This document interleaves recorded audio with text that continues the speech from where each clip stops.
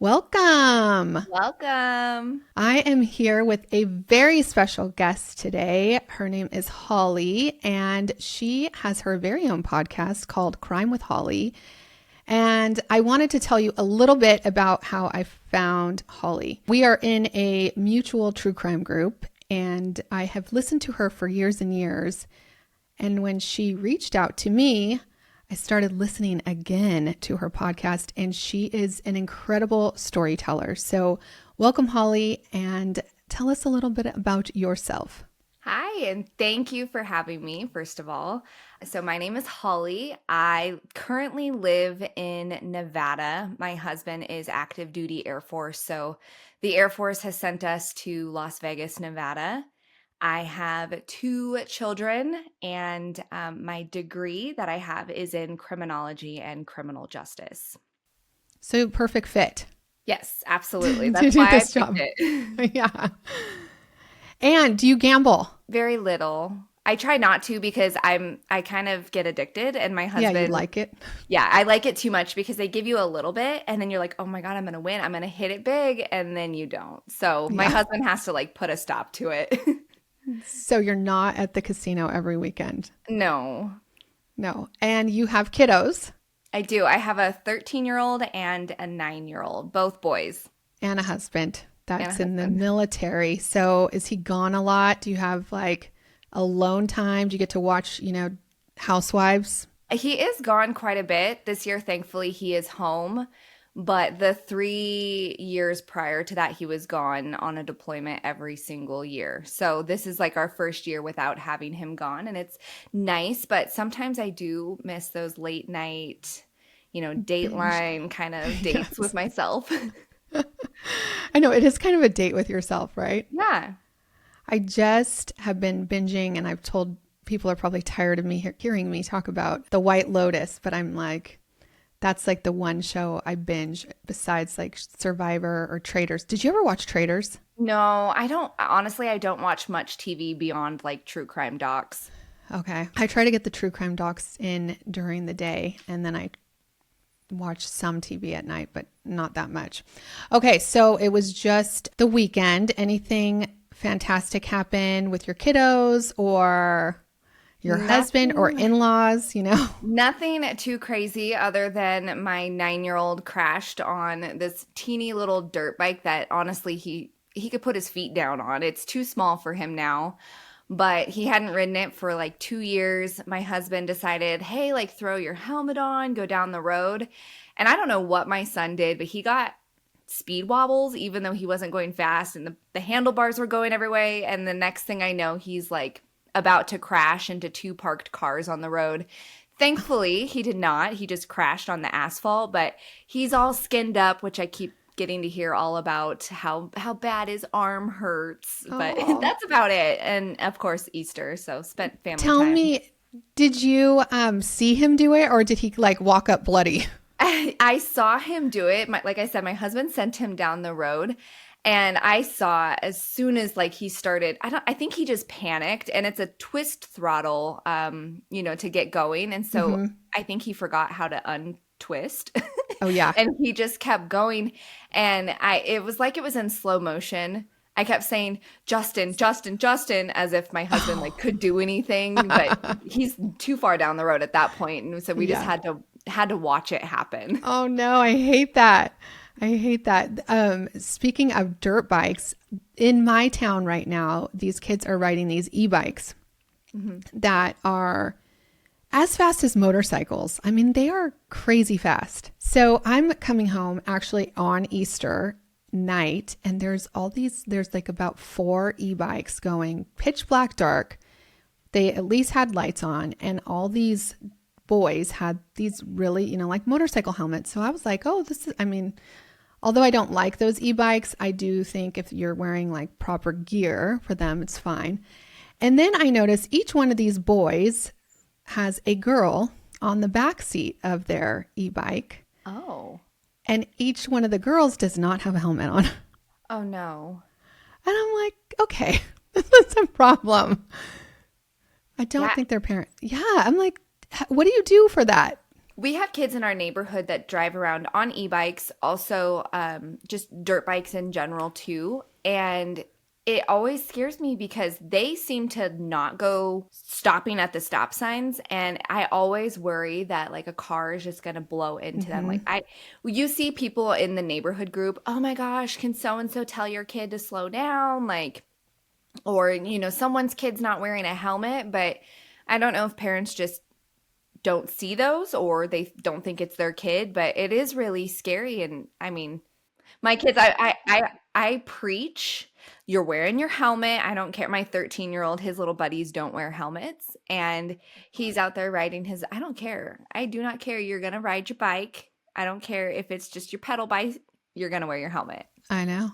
I do that too. My daughter's boyfriend got in an accident on his e-bike, and he had a helmet on, thank God, because if he didn't, he would have, the ambulance driver was like, you probably wouldn't be here.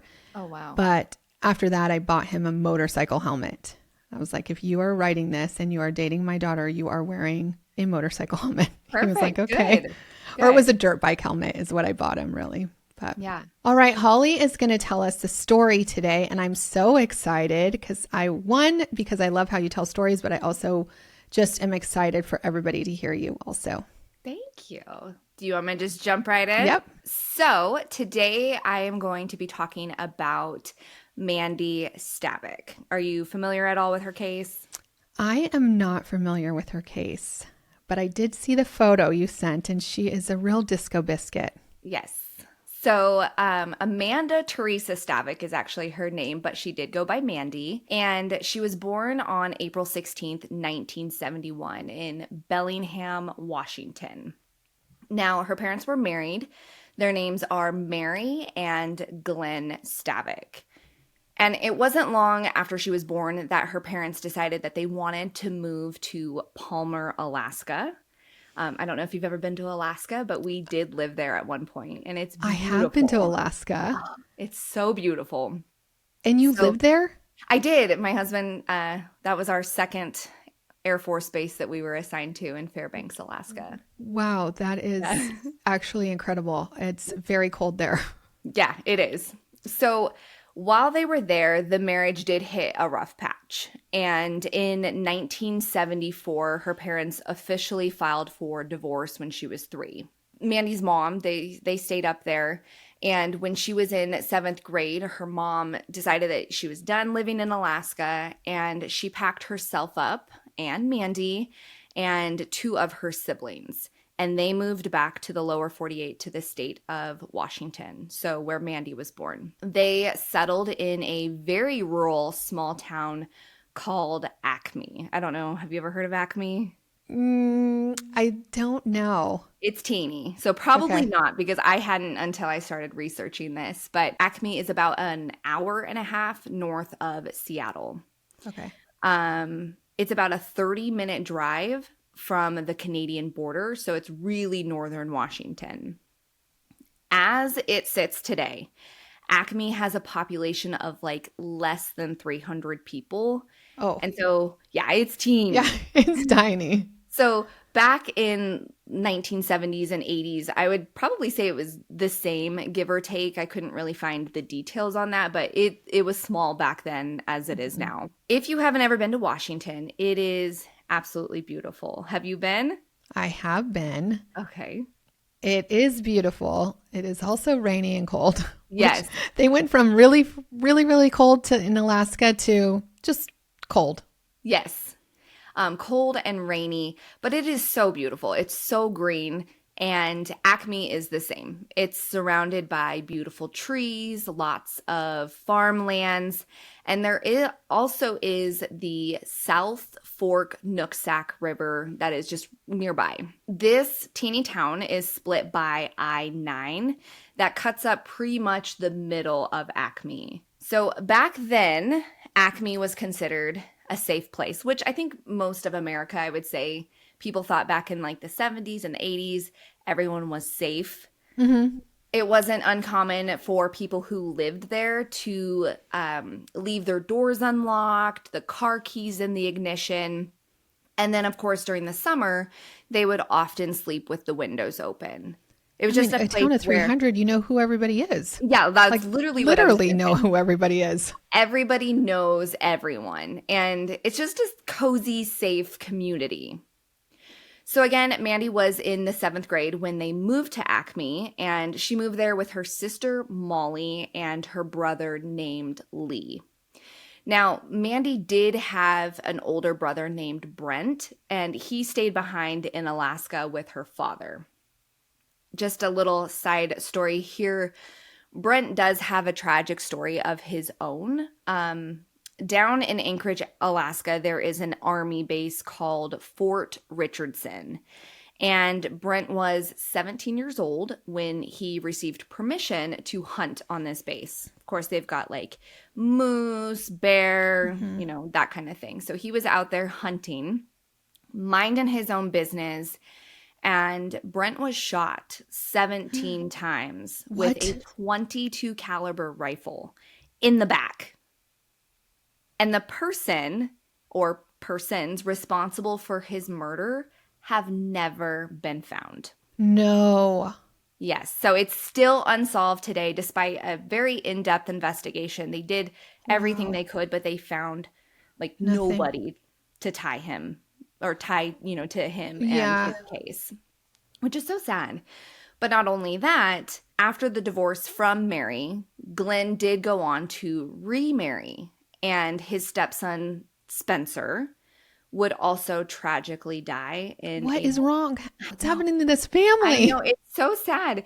But he was only 20 years old when he died from a boating accident. So this family became well acquainted with tragedy and loss. And Glenn Stavik lost 3 children in total, all of which were under the age of 21. First, Brent at 17, Spencer at 20, and Mandy would only be 18 when she lost her life. So let me tell you a bit about Mandy. I know I sent you those pictures of her. She's just so beautiful, huge smile, and she attended a school called Mount Baker High School, and she graduated in the class of 1989. She was an honor student and was very, very involved in her school. She practically participated in everything that the school offered. She played basketball, soccer, softball, track. She was a cheerleader. She was in the band and choir. You name it, she did it. And she was the type of person that whatever she tried, she wanted to be the best at it, which is relatable. I think we all want to be the best. She was very motivated and driven, and whatever she put her mind to, she succeeded. That was just her. She was going to do well. And let me just say, knew it. I could tell by her smile that she was a disco biscuit. Right? That is the definition of a disco biscuit, is Mandy. Let me just say, I don't know how she maintained it all.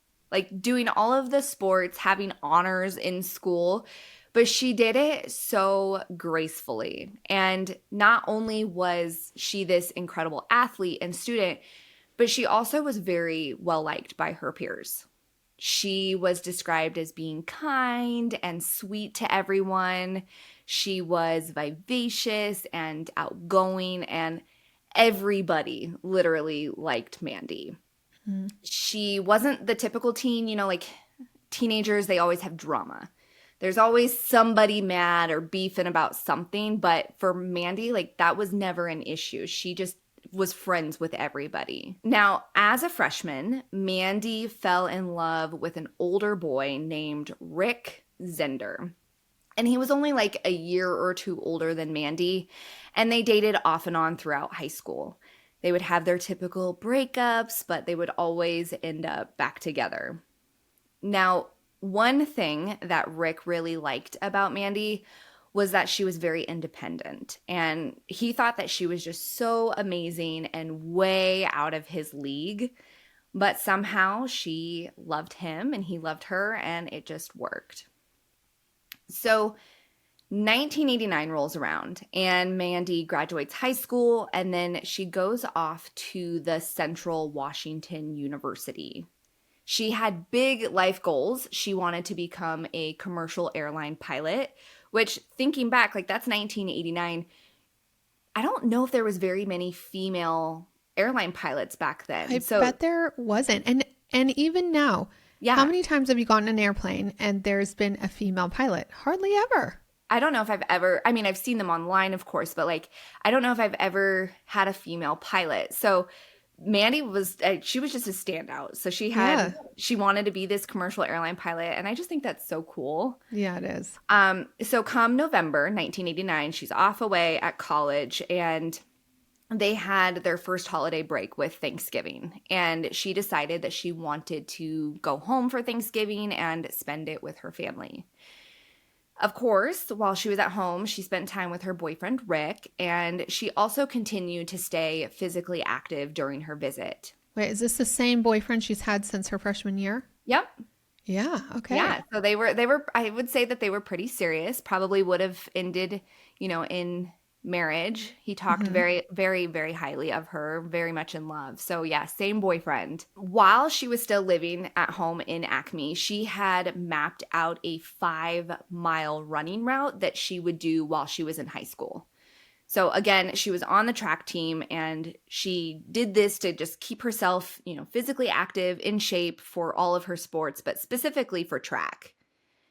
This run would take her from her home off of Strand Road in Acme, and it would go down to the South Fork Nooksack River. And then once she reached the river, she would turn around and head back home. November 24th, 1989 was the day after Thanksgiving, and Mandy decided to head out for her normal run. Now, typically, her mom, Mary, would go with her and ride a bike alongside her just so that Mandy wasn't alone. But on this day, Mary's sister was over at the house visiting, and so she stayed behind.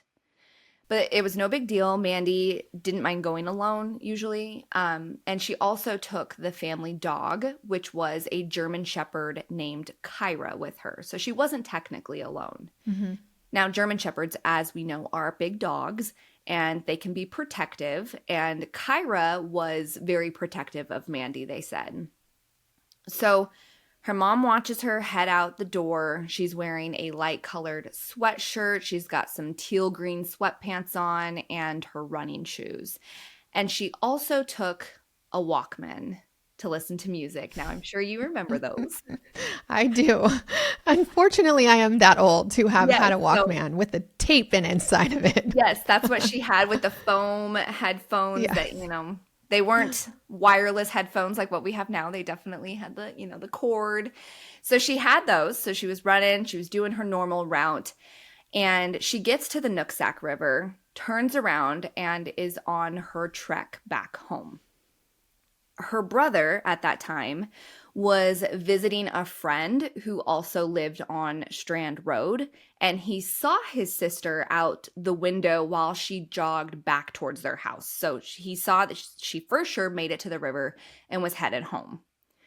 Little did he know he was going to be one of the last people to see his sister alive. Now, back at the home, Mary's hanging out with her sister. They're chatting it up. And she realizes that a significant amount of time has passed, and Mandy should have been back by then. Mary knew how long it took Mandy to do that run, and she hadn't returned, so she started to get a little anxious. But that anxiety only intensified when the family dog showed back up to the house without Mandy. And not only did the dog show up, but the dog was acting so strange. She was cowering, her tail was tucked, the ears were pinned back. She seemed very frightened and anxious.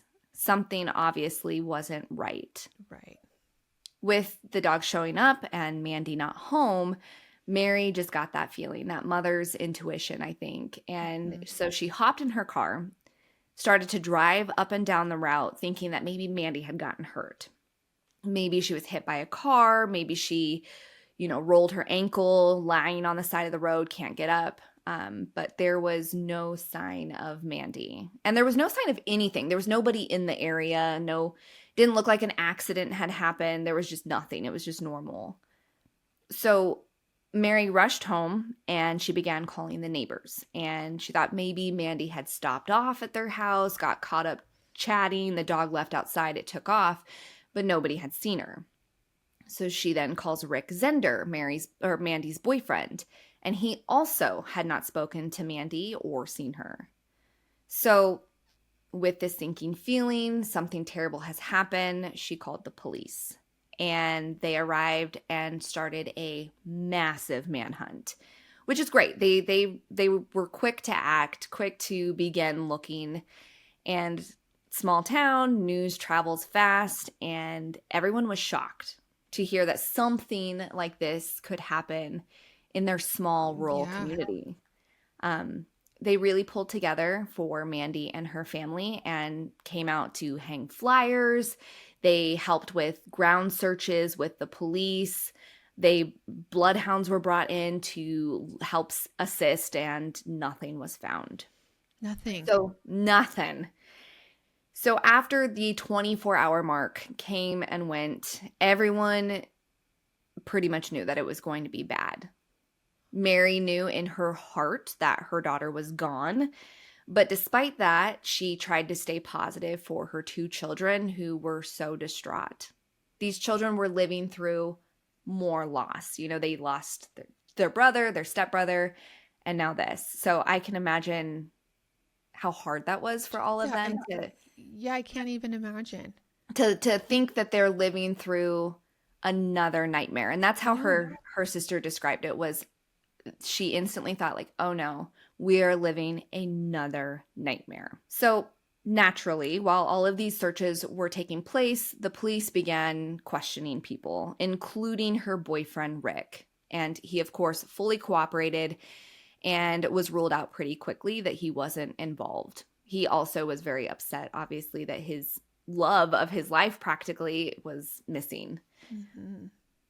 They were able to locate a witness who stated that he had seen Mandy running down Strand Road. This man had been driving down the road in his pickup truck when he passed Mandy, and he said that everything seemed fine. She didn't seem like distraught or upset. There was nobody chasing her. And then day 2 of the search, police discovered a pair of green, ripped up sweatpants that were covered in mud and sopping wet. Mm-hmm. Now remember, Mandy went out in teal green sweatpants. These sweatpants had been discovered on the side of the road in an overgrown area, and it had appeared that they had actually been there for quite some time. So police asked Mary to come in, examine the sweatpants, and she didn't feel that they belonged to Mandy. They didn't match, in her opinion, because these were green. What Mandy was wearing was teal green sweatpants. So they collected them anyways. They sent them off for testing, and ultimately they found no link to Mandy. So these were just a random pair of green sweatpants? Yes. In the mud? There was no DNA evidence connecting Mandy to these pants. They did, however, find alongside the running route shoe prints as well as dog footprints that they believed belonged to Mandy. Mm-hmm. And they felt like they had a pretty good idea of where Mandy was abducted just because of where these prints stopped. Mm-hmm. One thing that they also tried to do was bring Mandy's dog out to see if she would lead them to maybe where Mandy last was. But anytime that the dog would come off of the family home, the porch, she would start cowering and shaking, which is so sad because that dog saw something awful. Yeah, it is so sad. Yeah. The authorities started to theorize that the dog had likely been kicked or punched and pushed into a ditch when Mandy was taken. They also started to assume that whoever took Mandy must have been driving a car when they abducted her because Mandy was a fast and strong runner. There was just no way that someone would have caught her while she was running. They believed that the person likely had a gun and threatened her into the car. On We have a day, lesson here. Just run. yeah, Even if they have a scream. gun. Yeah, it's so sad. You never know what you're gonna do, but Oh my gosh, I think you don't know what you should do, or you feel like, I mean, I always tell my kids, like, if they have a gun, you do not go with them. It doesn't matter. Like, you try as hard as you can to get away. absolutely. Yep. On day 3 of the search, they moved the search away from Strand Road and began looking at the Nooksack River. They took a boat up and down the river, checking all of the little nooks and the crannies just that couldn't be seen from walking the Mhm. shoreline. And about 5.5 to 6 miles downstream from Mandy's home, they finally found her at a bend in the river, floating face down, caught up in some debris. Mandy was completely nude, besides her running shoes and socks. At first glance, there didn't appear to be any serious trauma to her body, besides some scratch marks on her thighs, legs, and arms. These scratch marks appeared to have been caused from running through blackberry bushes that are very prevalent in that part of Washington. Now, because it was November and the river water was obviously very cold, her Cold. body was well preserved. Yeah. The area that they found her was also very shallow, and it was about probably knee deep at max. So they didn't feel like it was a possibility that Mandy had fallen in and accidentally drowned.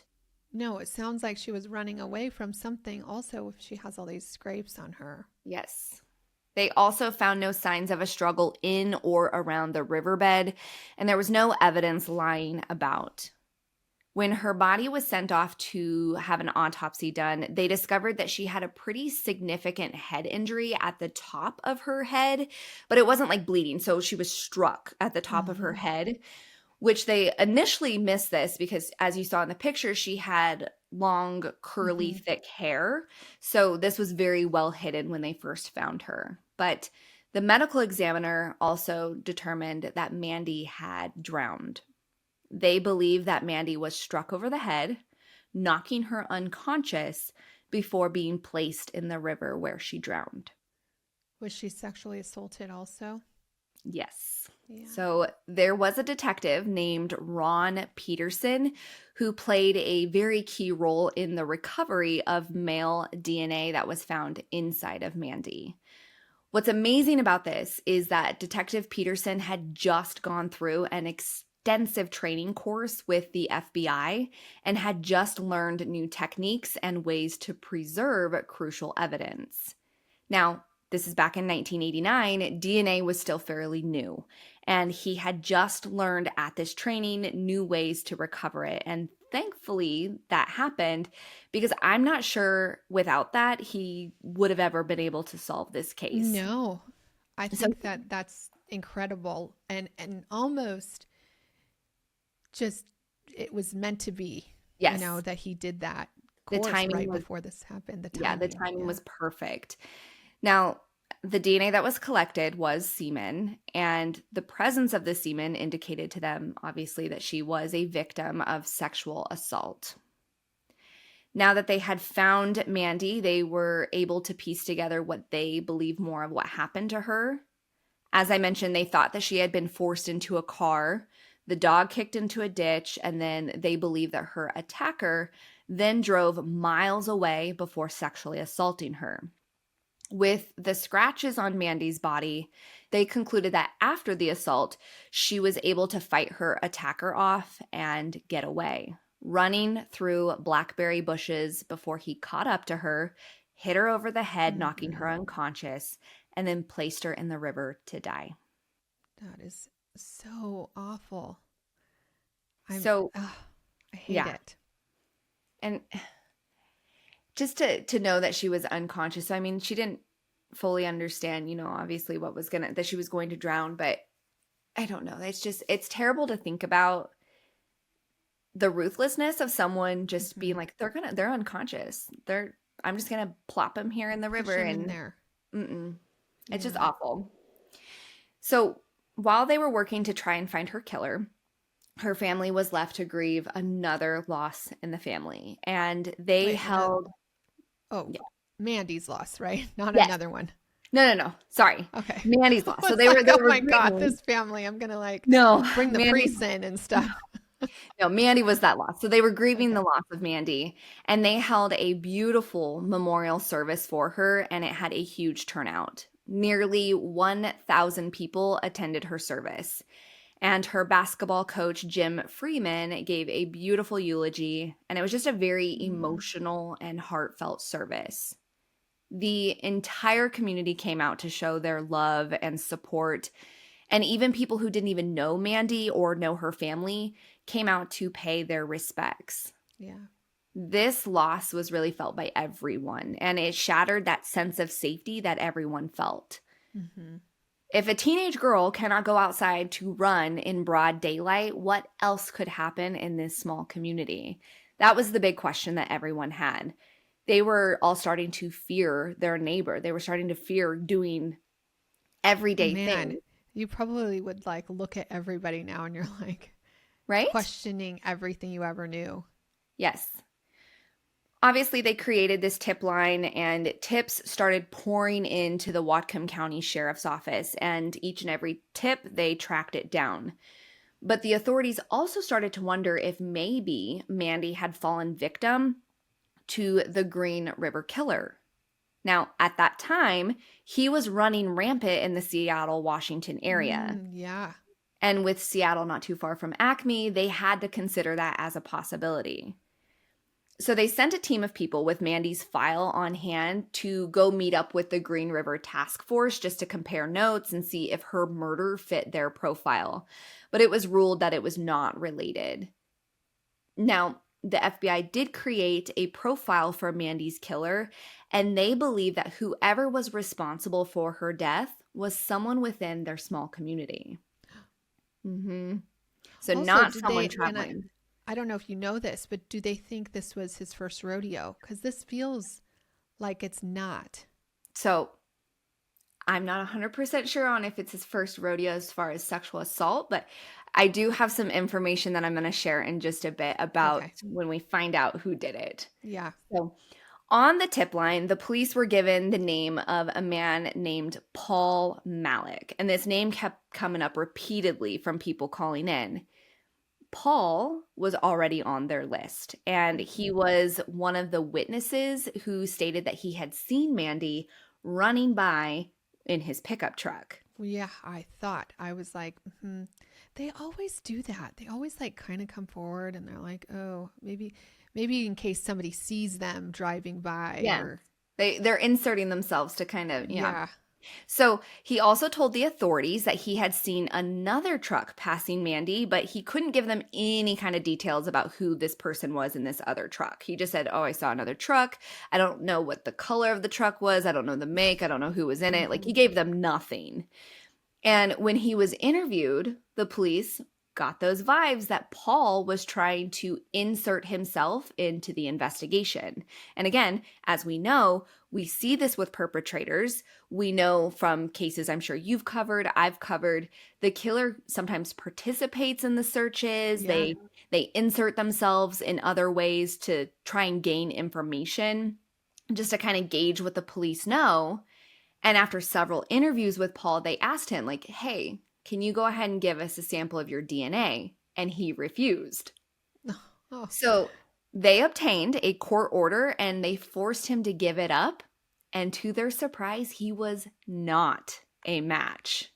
What? I know, right? So he was not a match. He was just some weirdo, probably just being nosy. And even though he said he saw her, he was not involved.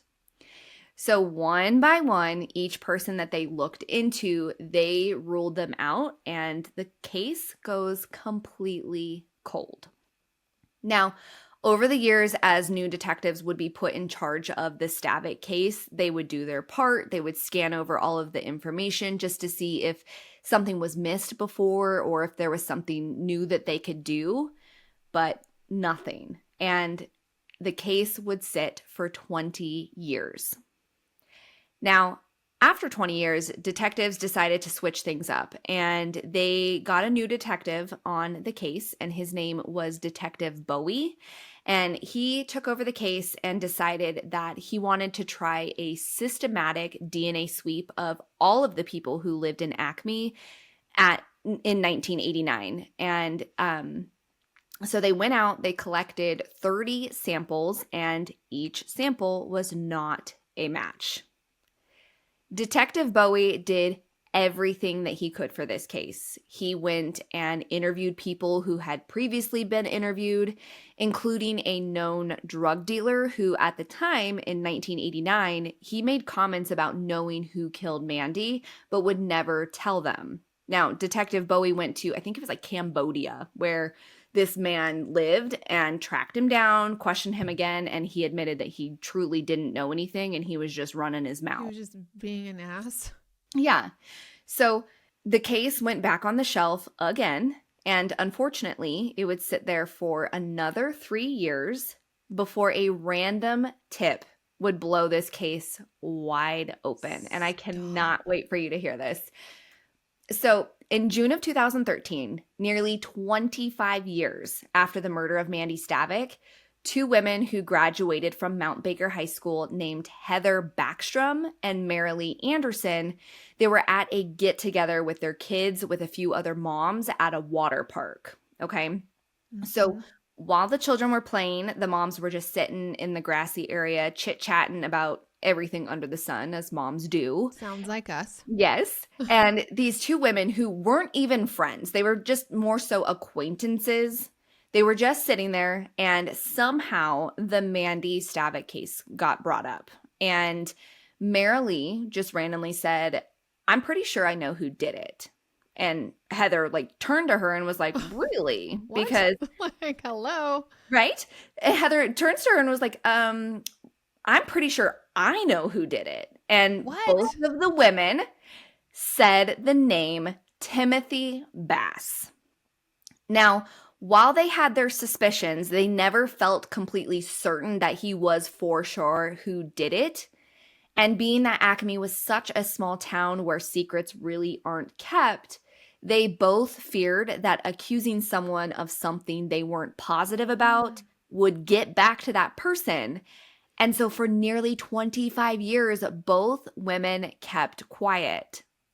Now, well, they must have been really young at the time too, so they probably felt like they wouldn't even have authority to say something. Mm-hmm. I know one of the gals, which we'll get into, but she was only 15 when she had an encounter with Timothy Bass, which I'll tell you about. But both women had reasons for believing that he was guilty.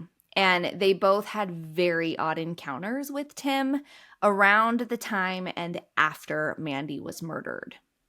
Heather said in the summer of 1989, before Mandy was murdered, she was 15 years old. And Tim at that time was in his 20s. So she was in high school, he was graduated. Mm-hmm. And she said that a bunch of friends, including Tim, decided to go to a local Dairy Queen after a softball game. And everyone piled into this friend's truck.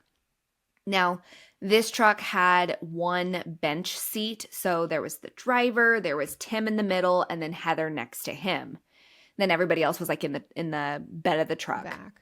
Mm-hmm. So she said that it was during this ride to the Dairy Queen that Tim kept making comments about how beautiful her eyes were. And then he grabbed a pin from the cup holder of the truck and started to run it up and down her legs and around her knees because she was wearing shorts. And Heather just got the ick. She was so uncomfortable by this because here she was 15, this creepy dude in his 20s making moves on her. She just had this gut feeling, and that always haunted her. Now, Marilee also opened up about her encounter with Tim that happened in 1991.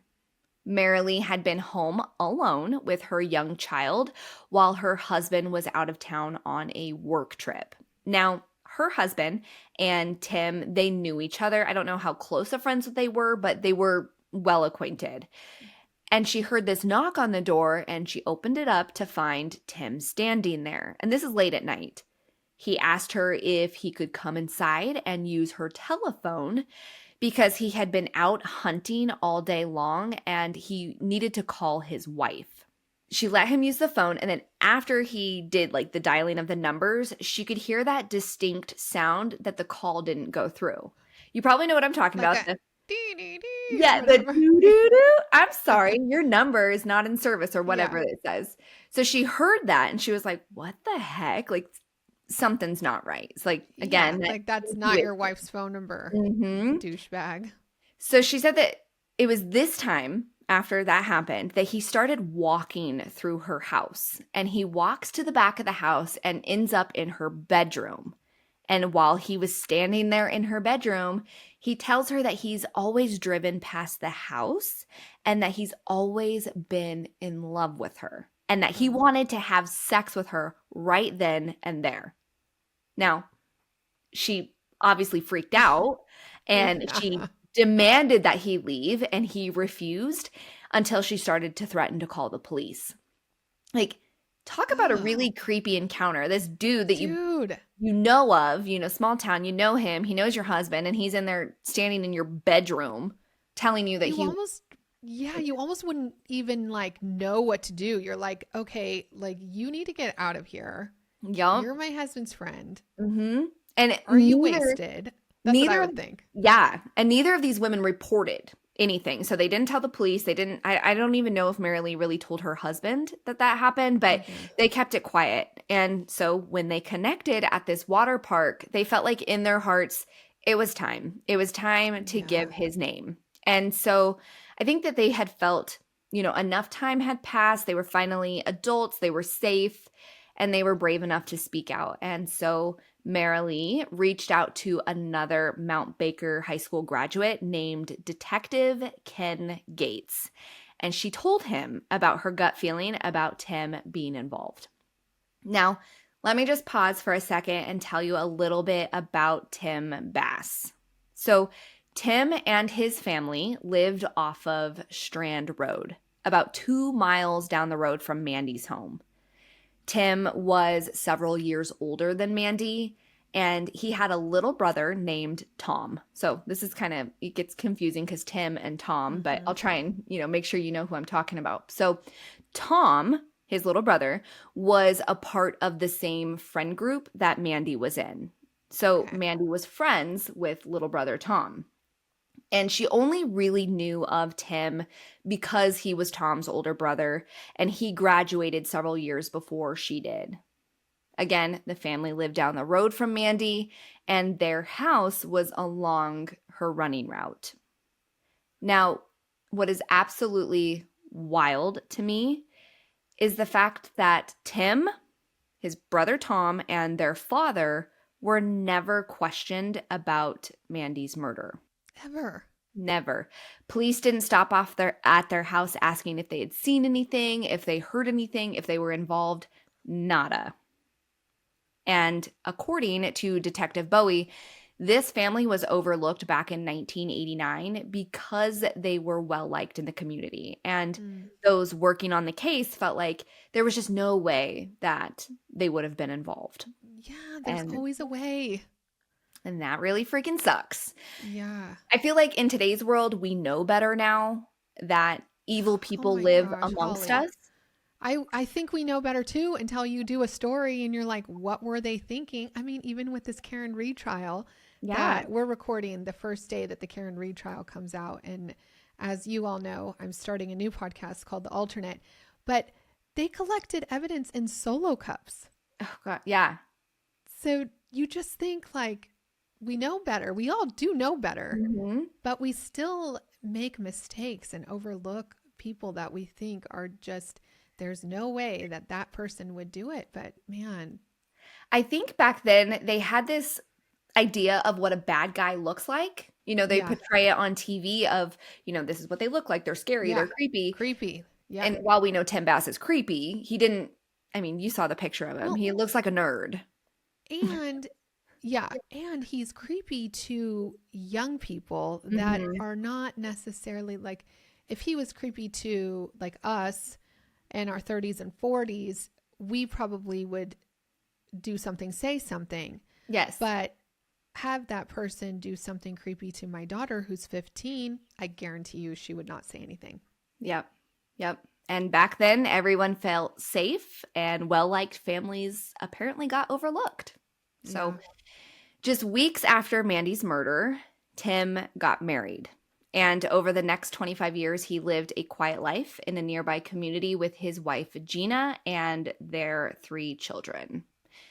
Tim was working as a delivery driver for Fran's Bakery Outlet, and he had been working there for quite some time. So after they got this tip about Tim, investigators went to his home in Everson, Washington, and that's about 30 minutes from Acme. They knocked on his door and they spoke to him and they asked him, hey, like, do you remember Mandy Stavik?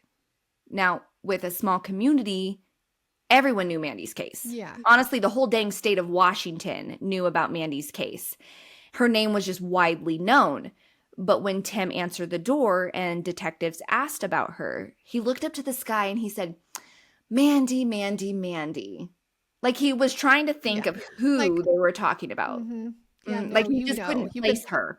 You've been thinking about her every day since the day you did this. And then he goes, oh, yeah, that was the girl that they found in the river.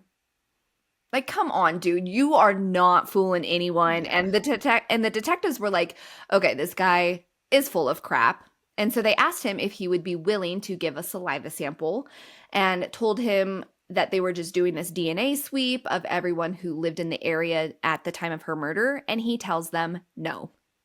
Mm-hmm. He also said that he didn't want to give his DNA because he watches those true crime shows and he's seen how many people go to prison because they give their DNA. Well, they're guilty, you asshole. Duh, right? Like, who would have thought, Tim, that guilty people go to prison? Usually DNA doesn't lie. So when he said this, the police were like, cool, no problem. No big deal, sounds good. And they left at the time and kept it, left at the time being, sure, we'll come back later. But they also spoke to his wife, Gina, and she told police that her relationship with Tim was not a good one. And she said that she had been married to Tim for nearly 30 years. And pretty much when she got married to him, she did it to escape a home life situation that she had. Mm-hmm. But instead of escaping whatever she had going on, she married into a prison. Tim was controlling. He told Gina what she could and couldn't wear, what she could and couldn't do, people who she could talk to and not talk to. And he made threats several times to her life and became physically abusive, pushing her against the wall. He would never refer to her by her name, and instead he called her whore, bitch, and other degrading things. And I guess during their marriage, she did try to leave him, but he fought it. He told her that he was going to lie to the courts, he was going to take the children from her, and that she would never see them again. And at that time, Gina did what she thought she had to do to protect her children. Oh, so she went back. So unfortunate. Yep. She went back to the relationship. Yeah. And that happens all the time. All the time. Did they also say, hey, Gina, can you give us just throw out Tim's toothbrush? Oh, they should have. No, they didn't say anything like that. Now, I will say that according to Tim's brother, Tom, Tim really started to mistreat women and talk poorly after a girlfriend in high school broke up with him. So he kind of lost his mind and had like zero respect for women. Mm-hmm. Something in him just kind of clicked and he was just this nasty person. One thing that Gina did say to police that stuck out to them was that Tim would often watch true crime shows and he would make fun of the people that got caught. He would talk about how stupid they were. They didn't cover their tracks. He would laugh that they got caught, and he pointed out all of their mistakes with leaving evidence behind. He also would make comments about if he ever murdered someone, he would never be caught because he wasn't stupid. Mm-hmm. I'm sure you're getting serious red flags about this guy, and police did too. They left the home playing it cool after speaking with Tim, but instead of going back to the station, they went to the Fran's Bakery outlet, and they spoke to Kim Wagner. She worked in the office at the bakery. They pretty much told her that they were investigating one of the employees. They didn't say who, they didn't say why. They just said that they needed the information for the routes that the drivers took. Yeah. Kim shuts them down. She tells them, like, this is way above my pay grade. You guys need to call the human resource office for the bakery. And so they left, and she's just sitting there at work stewing on what they wanted. Now, yeah, I'm nosy, and it would be killing me not to know. I would be going through the Rolodex of everybody that worked there, going like, who are they after? I don't think I could function after someone showed up asking about people. And so she sat there stewing all day long, wondering who they were investigating, what they were investigating. And it was after work that she met up with her husband at a local bar for dinner. While they were there, they ran into some other people that worked at the bakery. Somehow, Tim Bass got brought up in conversation, and other people brought up the fact that Tim was very odd. And he also referred to Kim as woman. He never called her by name. Everyone just thought he was weird, didn't know what kind of, he's just an ass. So they didn't know every day, from day to day, what Tim would show up, because he had like different personalities, I guess they said. So anyway, one of the people in the group mentioned that Tim Bass grew up living on Strand Road. And this was just like a complete chance conversation, like coincidence of everything. Yes. Okay. And one of the people pointed out, like, hey, Mandy Stavik went missing off of Strand Road. And for Kim, that was like, bing, light bulb moment. Holy crap. They're investigating Tim for Mandy's murder. So over the next few days, Kim started to pay closer attention to Tim, and she noticed some very interesting things. Now, all of the delivery drivers are given uniforms at the start of their shift. So they can change into these uniforms, and then at the end of their shift, they change out of them, and then the bakery sends them off to be washed. Tim always took his uniform home to wash it himself. Because he didn't want the DNA evidence out there. I mean, Tim does watch true crime. He does. He also never threw anything away. The delivery at work. So the delivery trucks had these little garbage bins inside of the trucks for, they're out there driving around all day long. They might, drink something, throw it away. Well, Tim, his garbage bin was always empty. Whatever Tim needed to throw away, he would stow it away and take it home with him. Dude, Tim knew that he was going to get caught eventually, because he knew by that time that he did leave his DNA inside her, not knowing that DNA actually was going to like prove him to be found guilty. I mean, red flags are flying, right? Like, who takes their garbage home? I don't know. I'm weird, and I'm like, oh yeah, Brian Koberger. Oh yeah. Oh, there's another one. Yup. So, because he's so smart and watches these true crime shows, he knows that DNA could be pulled from them. And lucky for Kim, the detectives came back in the office just a couple days later, and once again, they were asking her for help. This time, Kim immediately called them into the office. She was like, hey, come here. I got to talk to you. She shuts the door, and she starts asking them the questions. She tells them that she needs to know if they are investigating Mandy Stavik's murder. Being approached like this completely took the detectives by surprise. They were like, what the heck? Like, we're not used to being asked questions. How do you know? Yes. And so they just kind of sat there silent. And I think that was like, enough for her to be like, I'm onto something. And so she says, it was Tim Bass, wasn't it? And again, they're shocked. They don't know how she pieced this together. They don't know what to say. But she chimes in again, and she tells them that she's willing to help them this time. And she gives them all of Tim's delivery route information. She hands over the route, the time that he starts, what time he usually is finished, and so on. And so they set out to follow Tim on that day. While they were watching him, they learned that Tim wore gloves while he was stocking the shelves. Also, Right? One more thing. At each and every stop, he had his gloves on. So it wasn't like that they could go and buy a loaf of bread that he had touched in hopes that his DNA had transferred. They also learned that Tim wasn't a smoker. So they couldn't get any cigarette butts. They couldn't get nothing since he took his trash home. Gina, we need his toothbrush. Right? Gina, help. So at the end of the day, they called Kim and just let her know, like, hey, we're finished with our surveillance. It wasn't successful. And she tells them, like, hey, I know you need DNA. Let your girl help. Obviously, Kim is not law enforcement. And because of that, they can't legally be like, yo, collect some DNA for us, you know. Yeah. But if she decided that she wanted to do it on her own free will, they told her, we can happily take whatever you bring us. So she was like, I gotcha. Okay. So Kim is on a freaking mission. Kim sounds like, I mean, I would be Kim. Man, I would be if Kim. Heck yeah. Yes. Like, I am team Kim. And you know, she said in an interview that I watched that the reason why she was just so adamant about helping when she realized what it was she's a mother too. And she wanted to give closure.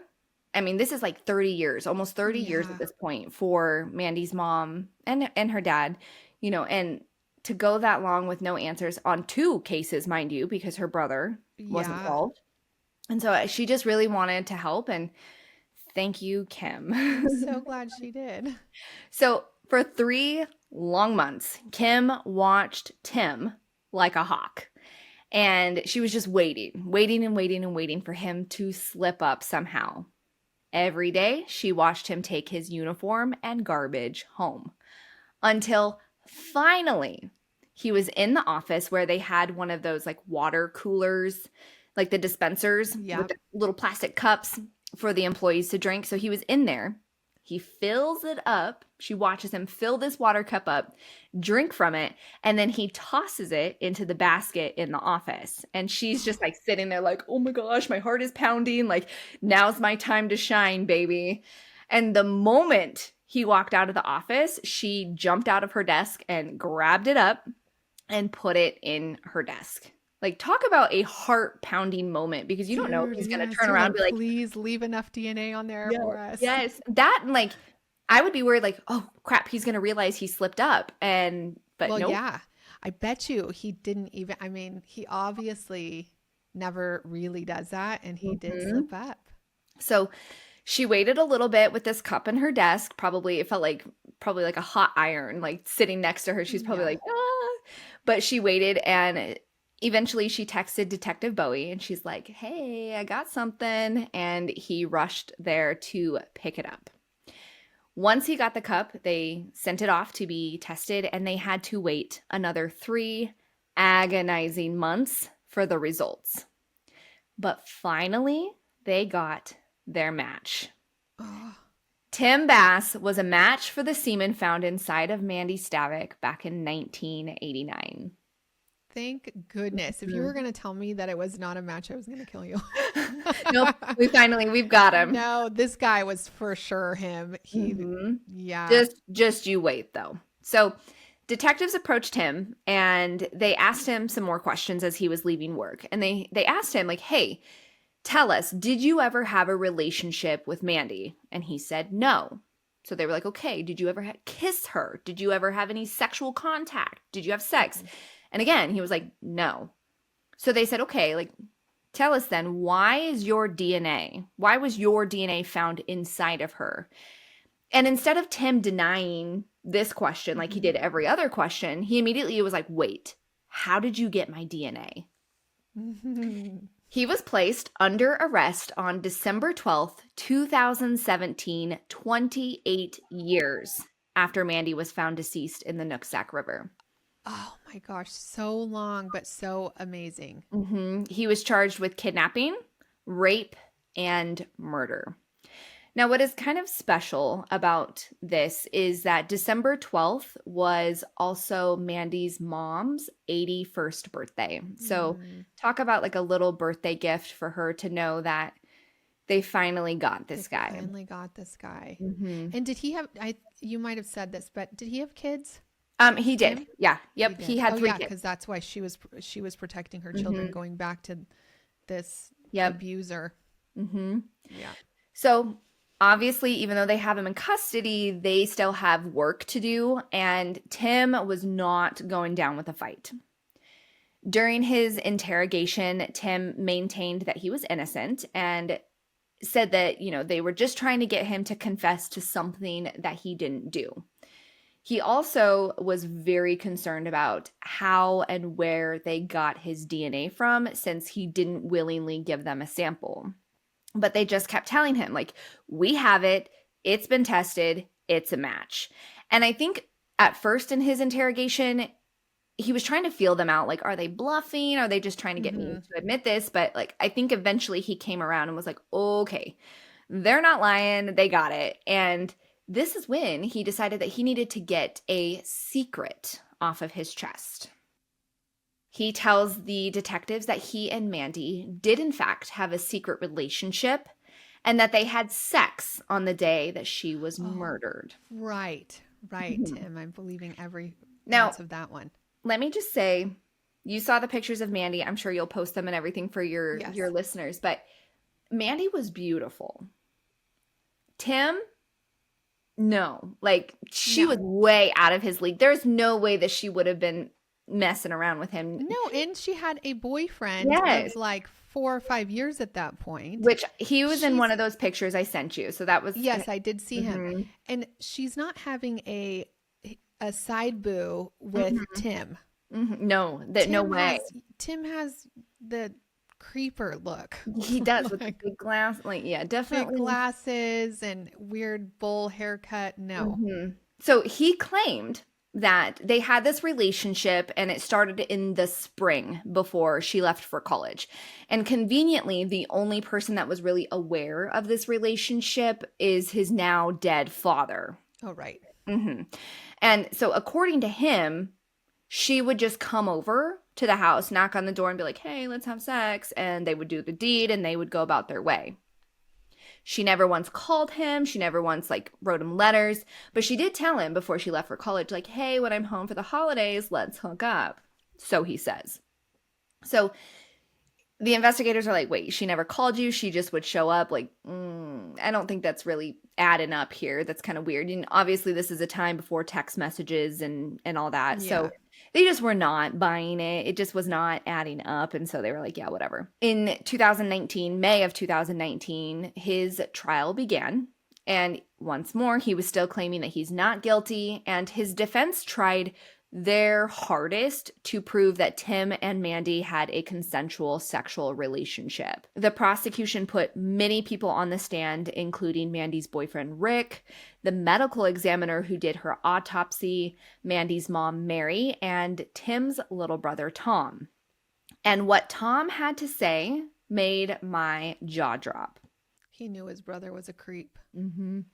Tom testified that his brother Tim went to him asking him to lie for him about Mandy.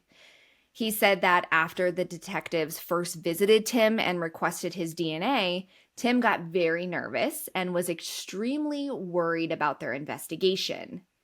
Tim told Tom that he was nervous because he had slept with Mandy and asked Tom to tell the police that he also had slept with Mandy. So Tim's asking, like, Tom, can you say that you slept with her too to make, just Mandy. So, like, half of the DNA is there. That's yours too. Or that, or just to make Mandy look like she was like a floozy. Yeah. Like that she slept around. So like all these people are, hooking up with her. So like it's probably, yeah.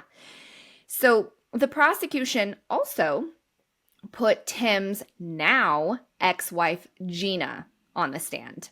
And she testified that after the police questioned him, He demanded her and threatened her that she had to say that she was with him the day after Thanksgiving in 1989.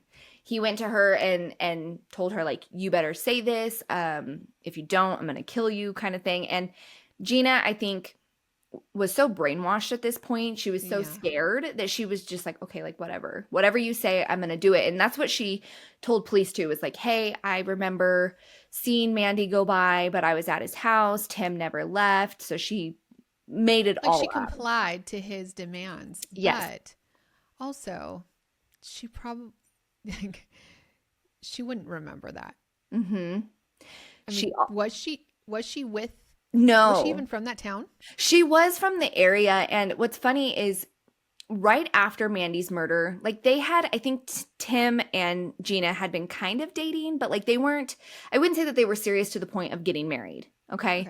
And after Mandy was murdered, he went to her and was like, let's get married. I want to do this right now. Like, and actually, I forgot to mention, Gina was still in high school when They got married? yes. So she's younger. And Oh, so, yep, once more, she didn't have, I don't really know the details of like her home life situation, yeah. but whatever it was, she was like, okay, I'm going to marry this guy. I'm going to get out of my parents' home. And Right. so so they were a thing, I think, but like nothing crazy serious. And so he immediately rushed, let's get married. And I think that was kind of his way of trying to cover up Oh, and she's in high school and he is a creep. Once more. now Yep. 20. He's got to be, remember he was like hitting on Mm-hmm. her when He was like probably Man- mid-20s. he's definitely like mid to upper 20s at that point. Yep. So also on the stand, Gina testified that she had overheard Tim ask his own mother to lie for him and point the finger at his dead father because, he's not there to testify. Whether she did or not, I don't know. I did see that the mom claimed that never happened, but like moms sometimes defend their guilty children. Yes. And the trial, it lasted 3 weeks. And when the jury was released to deliberate, it only took them a single day to come back with a guilty verdict on all charges. Good. In 2019, Tim was at his sentencing hearing and he asked to address the court and everybody in the gallery. And he just told them, like, I'm not guilty. I don't care what you say. He showed zero remorse and stated that he was innocent, but he had no bad feelings to the people who found him guilty. Whatever. Okay, Tim. Okay, Tim. Timothy Forrest Bass was sentenced to the maximum penalty of 320 months in prison, which equates to just over 26 and a half years, which in my opinion, that's not enough time. No, why couldn't we put him in life? Does Washington have a relaxed policy? I don't up know. there? I honestly don't know. I need to look into that. I don't think that they are a death penalty state. Yeah. The West Coast like that is not typically for the death penalty, but I'm not 100% sure why it was only 320 months. I will say, however, despite it not being like, for the rest of his life, I mean, it probably will be, but Mary was okay. Mandy's mom, she was okay with the penalty. Okay. She felt it was justified and she was okay with it. So he is currently serving his sentence at the Airway Heights Correctional Center near Spokane, Washington. And how old is he now? In July of 2019, he was 51 when he was sentenced. So he's only like 55. Yeah, I guess 2019 wasn't that long ago. Oh wait, I guess it's 6 years ago. I So mean, he's but 50. still. He's 50. So he's in his 50s. Yeah.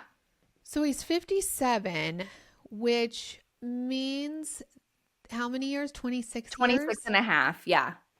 So he could get out in his 80s He could. if he makes it that long. If he But does make it that long. Mhm. Prison food is terrible. And He looks like from the picture, the one I sent you, that was him in court, obviously older. He didn't look like he lived the most healthy lifestyle. He had some pounds on him. So Let's just hope he doesn't make it. Yeah, seriously. But again, Mary was okay with it. And Yeah.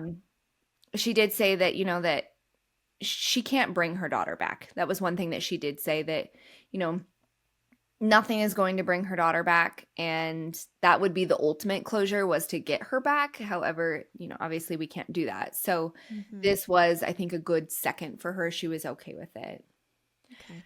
When Mandy was first murdered, a reward fund was started in hopes to get, new tips coming in, and they raised $25,000, which they later donated to a scholarship fund set up in Mandy's name at Mount Baker High School. The Mandy Stavik Scholarship Fund is awarded every year to a student who is an active part of the Mount Baker High School music program. And I just think that's a beautiful way to honor Mandy. Yeah, I like that. Mm-hmm. I like that a lot.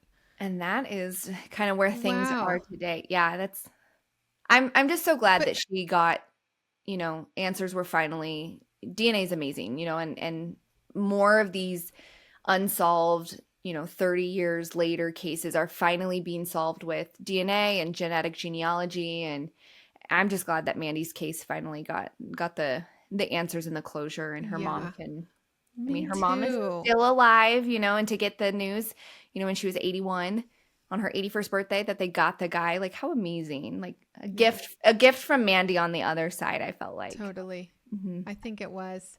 Well, thank you, Holly. That was a really good case. Thank you for bringing that to me. I really appreciate it. And I thank you for coming on to Housewives of True Crime. You are also a true disco biscuit.